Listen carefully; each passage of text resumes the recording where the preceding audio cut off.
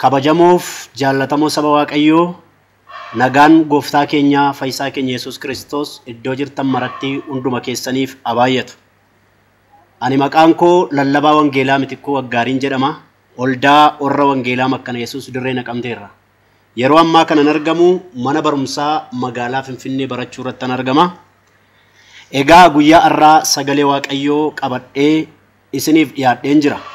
Innis seera uumamaa boqonnaa 35 lakkoofsa 16 irra isa jirurraa ol wajjin dubbifanna. Nan dubbisa maqaa gooftaa Yesuusiin akkas jedha. Isaan Beetelii ka'anii adeemanii biyya Efraaxaa ga'uudhaaf ammallee waa hafee utuu jiru Raahel da'uudhaaf hin ciniinsifatte, ciniinsuun ishees jabaa ture. Utuu isheen da'uudhaaf ciniinsuu jabaa sana keessa jirtu deessiftuun ishee ammas immoo ilma dabalachuudhaan waan jirtuuf hin sodaatin ittiin jette. Raahel duudhaaf yeroo lubbuun ishee ba'uudhaaf jedhetti maqaa mucichaa Beeniyoon jettee moggaafte. Abbaan isaa garuu Beeniyaamin jedhee moggaase. Beeniyoon jechuun ilma gadda koo jechuu yommuu ta'u, Beeniyaam jechuun ilma mirga koo jechuudha. Ameen. Akka Waaqayyo nutti dubbatuuf olii wajjin hin kadhanna. Gooftaa keenya Fayyisaa keenya baay'ee guddifnee si galateeffannaa. Gaarummaa keef geggeessaa keef harkaa eegumsa keef galanniif ulfinni Waaqaaf lafarratti siif haa ta'u. Egaa carraa kana situ nuu laate. Biyyi lafaa carraa jireenyaa nuu laatee hin beeku. Carraa jiraachuu, carraa dubbachuu, carraa dhugaa kee himuu kan nuu laate siidha. Carraa nuu laatte kanaaf galanni bara baraan siif haa ta'u. Amma immoo sin kadhadha sagalee kee kana duukaa saba kee akka ati qaqqabattu macaafota hubataniif qalbii isaanii bane jedhamee barreeffamee jira. Dubbiin kee akka hin galleef dukkana baatee sammuu dhalootaa kan golgerraa ka'ee qalbiin dhalootaa banamee lafa jirutti sagaleen kee kun isaan qaqqabu. Ana isa dubbatu gargaara. Ilma kee Yesuusiif jedhiitii ameen. Mata duree mul'atan fixin jireenyi jira jedhu irrattan dubbadha. Egaa yeroo ammaa akkuma beekamu rakkoo guddaan addunyaa kana keessa mudachaa jiru, dhalootas miidhaa kan jiru, qabeenya qabnu mana keessaaf hin miti. Akkaawuntaantii irraa yookaas immoo baankii irraati birrii qabnuuf hin miti. Dhaloota miidhaa kan jiru mul'ata fixuudha. Barri kuni bara fokkiftuudha. Bara isa baratu harkatti mul'ati dhume, bara isa barsiisu harkatti mul'ati dhume, bara daldalaa harkatti mul'ati dhume, bara ogeessota warra ofiin jedhan geggeessitoota biyyaa harkatti illee mul'ati dhume, bara isa geggeeffamu harkatti mul'ati dhume keessa jirra. Kanaaf olumaa gala Waaqayyoo har'a mata dureen nuu laate mul'atan fixin nuun jedhe Waaqayyoota. Anarraa jalqabee isiniin dabalatee mul'atan fixin jireenyi jira. Sagalee kana seera uumamaa boqonnaa 35 lakkoofsa 16 ka'umsa godhachuudhaan kana nama dubbise waa'ee seera uumamaa kana gaafa kaa'amnu barri barreeffama isaatii bara 1425 dhaloota Kiristoos dura akka ta'e seenaan macaafa qulqulluu lafa ka'a.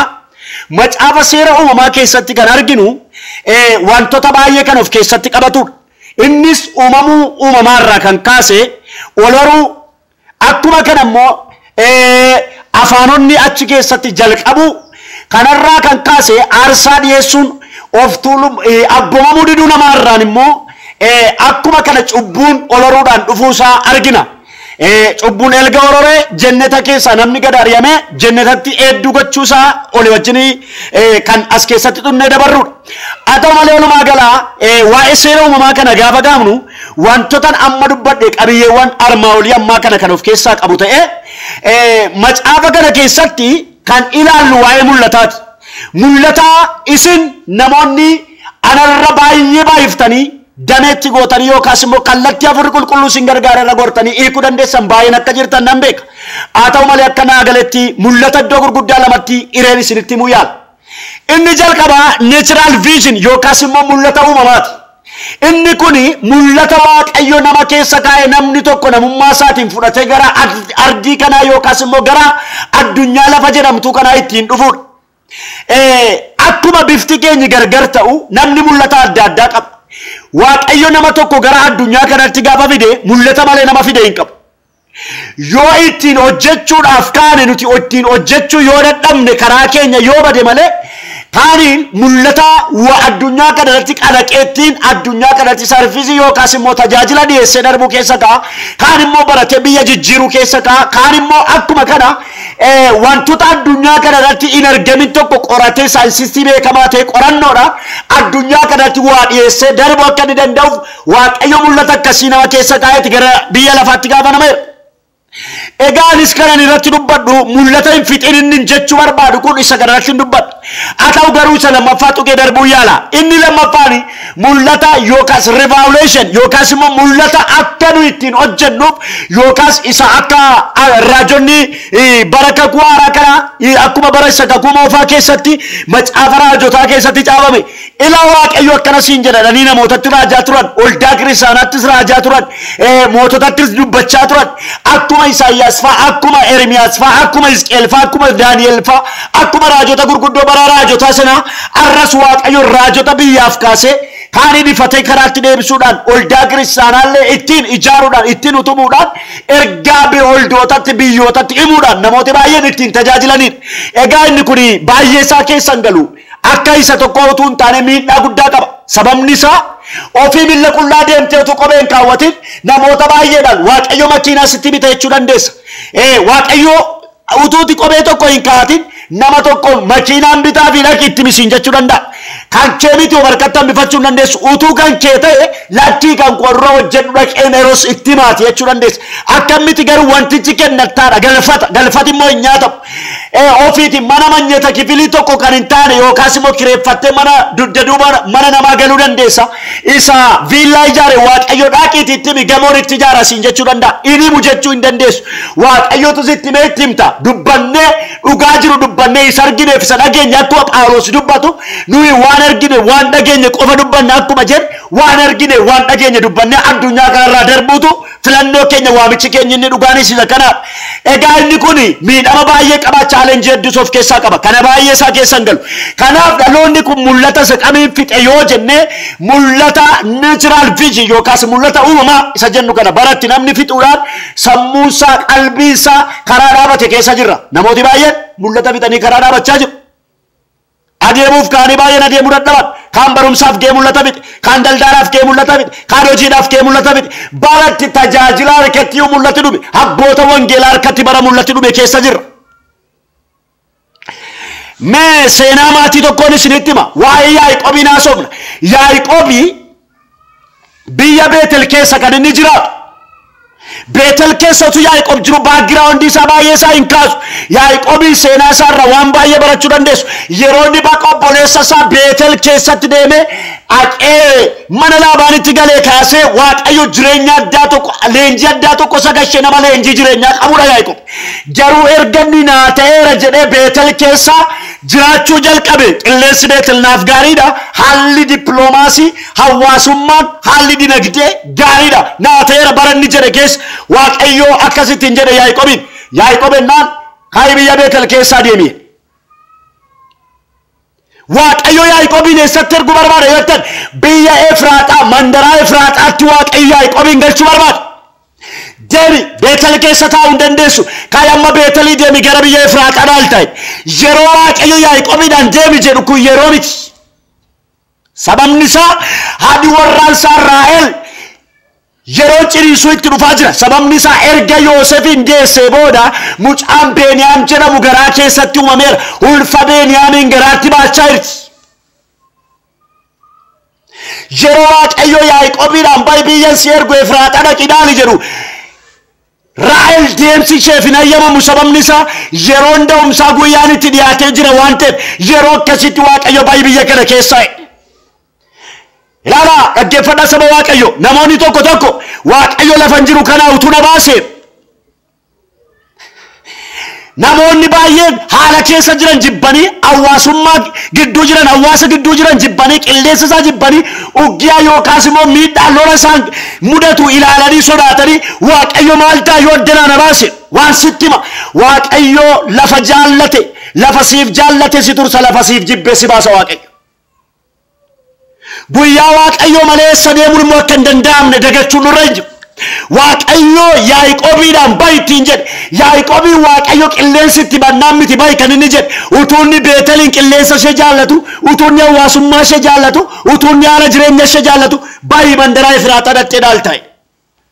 Hallelujah.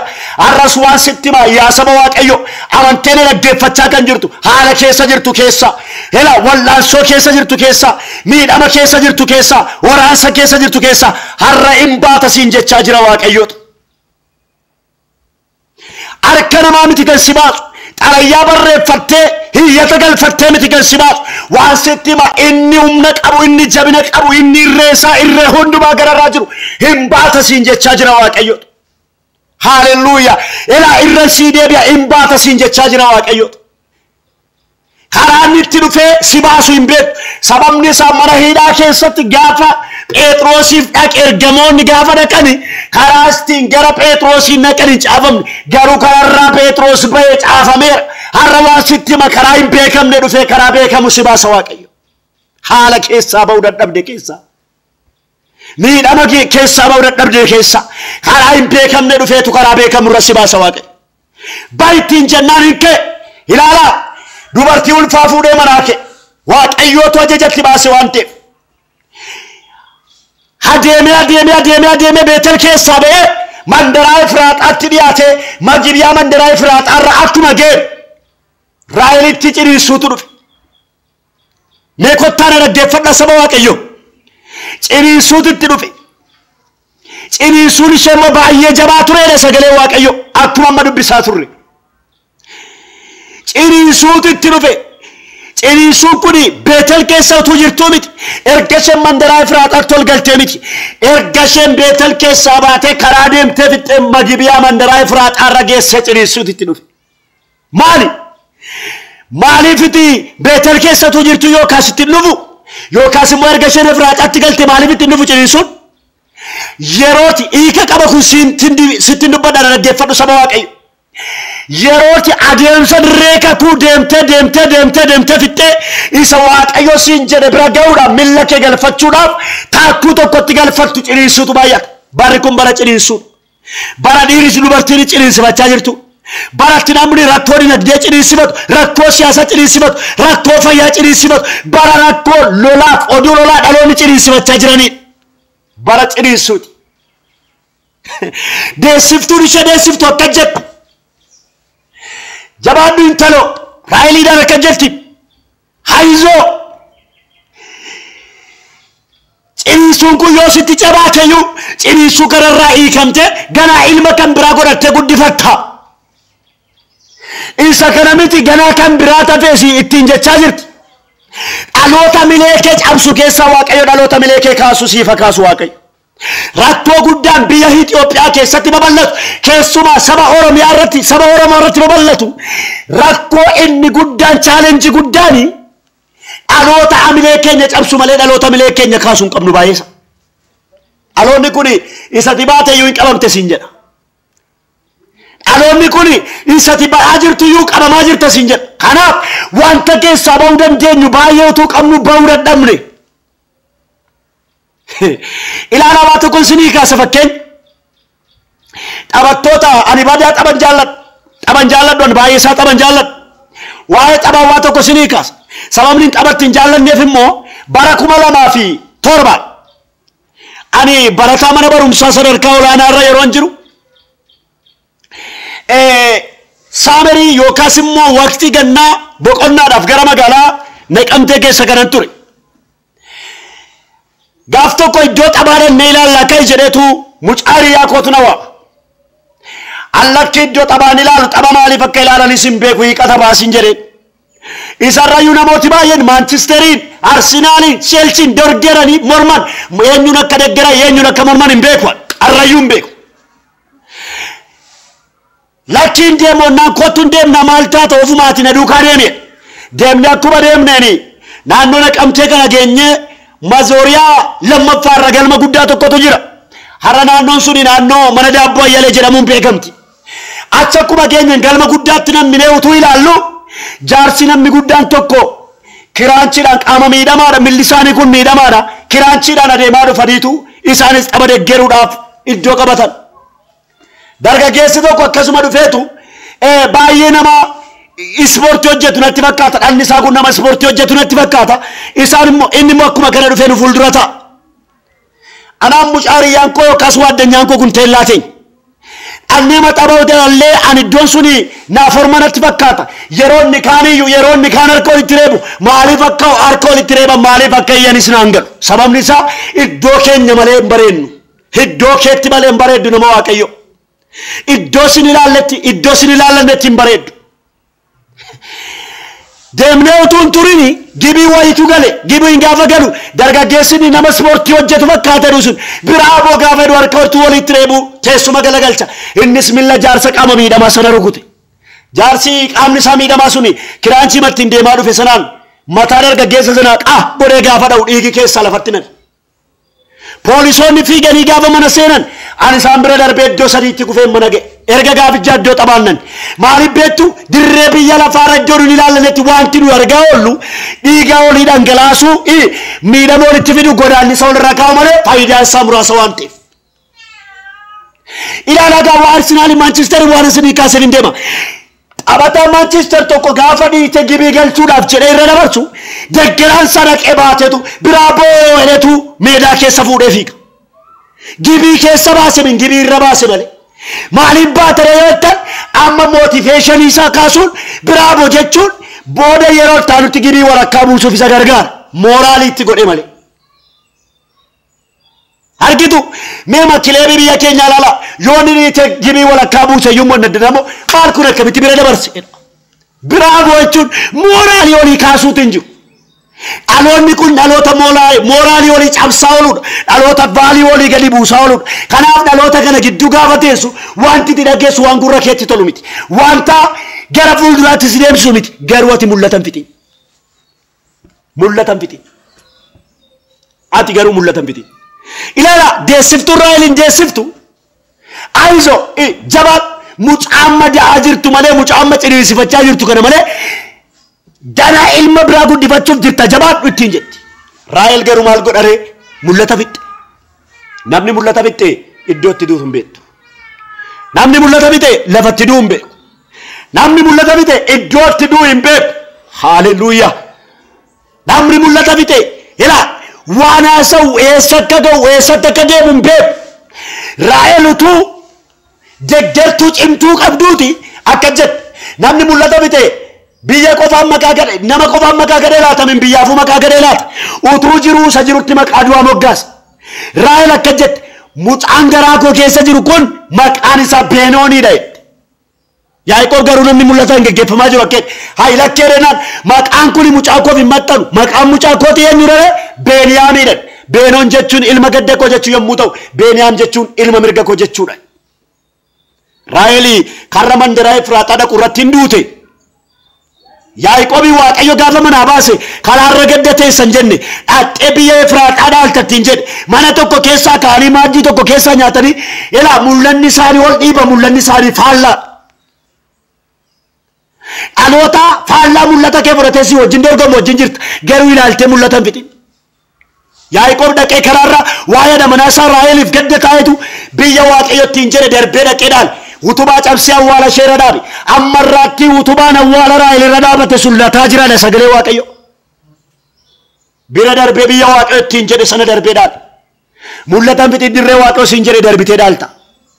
Namoota baay'ee Waaqayyo barataa cimaan si godhannaan mul'ata fixe isa cimaa ittiin jedhu sanarraa gatee yeroo baay'ee Waaqayyo ilaalcha biyyoolessaa nuu qabaata. Nu immoo ilaalcha mandaraa keessatti duuna. Nama biyyaaf eegamutu mandara keessatti hafe. Dabarfadhu mul'ata kee mandara bira. Dabarsi mul'ata kee baasi mandara keessa. Namoota baay'eetu mul'ata isaanii Waaqayyo biyyoolessaaf jedheenyaan mandara keessatti mul'ata isaanii gabaabsan. Hin gabaabsin. Dabarsi mandareen nama gashitu mul'ata kee baasi mandara kee. Mandareen kaayyoo kee mul'ata kee tarkaanfii kee finiltu baasi mul'ata kee dabarfadhu. Haaleluyyaa. Yaaqoobiin baase mul'ata isaa eessatti biyya Waaqayyootti hin jedhe dhaqeedhaan. Namni mul'ata isaa iddootti eeggate lafa Waaqayyootti hin jedhe sana darbeedhaan. Mul'ata jechuun maal jechuudha kan jedhu qabxii itti laadhee amma afur qulqulluu na gargaare isinitti mul'ata. Tokkoffaa mul'ati ija yookaas qaroodha. Sagalee Waaqayyoo keessaa macaafa faarfannaa boqonnaa 100 lakkoofsa 3 gaafa dubbiftani waa'ee sagalee kana bal'inaan argattu. Ani garuu keessumaa mul'ata Yohaannis boqonnaa 11 lakkoofsa 8 irra isinitti munayyaal akkan jedha mandarri sunis ija mul'ataati yommuu ilaalamtu Sodom yookaas Gibxii jedhamee akka waamamu nan argee jedha Yohaannis. Biyya Phaaximoo keessa taa'etu akkana jedha mandarri sunis inni ittiin jedhu kun mandara kami dheekkamsa samiirraa gadi dhufu arge. Keessumaa waa'ee dhuga baatota lamaan sana wajjin ol qabatee waa'ee Joobri Gaattiraa Libaanoonii iddootti kaasaa ture ilaallatee waa'ee dheekkamsa iddootti dhufu hiika mul'atichaa lafa ka'a. Mandarri sunis waa'ee reeffi biyyicharra akka baay'atu reeffalirra akka tuulamu lafa kaa'e. Ara yoo ilaaltanii biyya keenya keessatti kan dhagaa jirru sagalee du'aati, sagalee gammachuu miti, sagalee jireenyaa miti. Dhaloonni kun gadi bahee alatti reeffa argee dhufeedha. Alatti du'aa argee dhufeedha. Alatti iddoo akkasitti reeffi du'ee lafa ciisee du'aa reeffi walirra tuulamanii jiran itti agarsiise. Mandarri sun mandara kamiidha? Mandara Gibxii yookaas Sodom akka taatetti hiikenatti mul'isee. Mandarri Gibxii yookaas mandarri Sodom sun mandara akkamiiti? Mandara dhanna hin qabanne, mandara sodaa Waaqayyoo keessaa baate, mandara filannoo mataa isheetiin deemtu, mandara sagaagilummaan keessatti baay'ate, mandara gooftaaf gadi hin jenne faallaa yaada Waaqayyoo mandara jiraatteedha. Dheekkamsa Waaqayyootti itti dhufaa jira. Argitu jaarraa 21ffaa keessa dheekkamsi Waaqayyoo namoota baay'eetti dhufaa jira firoo tokko. Yeroo itti dheekkamsi Waaqayyoo boba'aa jiru keessa jirra. Kanaaf namni ija qabu yookaas qaroo qabu salphinaaf ulfina adda baasee beeka, du'aaf jireenya adda baasee beeka. Haalelluuyaa.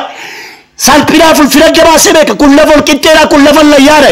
Utuu laaluu du'atti hin deemu, utuu laaluu firdiitti hin deemu, utuu laaluu salphinatti hin deemu. Arraa ati mul'ata qabda taanaan agartuun kee fayyaa. Qaroo qabda. Qaroon kee fayyaadha ta'ee agartuun kee hin argataanaan immoo utuu laaltuu ulfina seetee salphinatti hin deemtu irraa gorta. Har'a Waaqayyo qaroo kee haa fayyisu. Namooti baay'een agartuun isaanii jaamaa waan ta'eef salphinaaf ulfina adda baasanii beeku wallaalan. Addunyaa akkasii keessa jira. Namooti baay'een kaleessa deemtan dhugaa wangeelaa isaanirraa barree gara waldaa kiristaanaatti kan dhufne har'a dhugaa wangeelaa sharafariitu biyya lafaa keessa deebi'anii sokkan maan agartuu isaaniitu jaame. Namooti baay'een dhugaa wangeelaa buddeenaan nagadaa jiru. Namooti baay'een dhugaa wangeelaa sharafaa jiru. Namooti baay'een utuu beekanii dhugaa jallisaa jiru. Kan biyya bulchu ilaalaa, kan tajaajilu ilaalaa, geggeessitoota waldaa kiristaanaa ilaalaa. Ani eenyu tokkoof miti garee dhugaadhaan garee nama kamii miti. Gareen dhugaa immoo dhugaaf ragaadha. Sinittan hima har'a agartuun kee fayyaadha yoo ta'e iddoo yaadamte sana geessa. Agartuu fayyaa qabda yoo ta'e ati mul'ata qabda.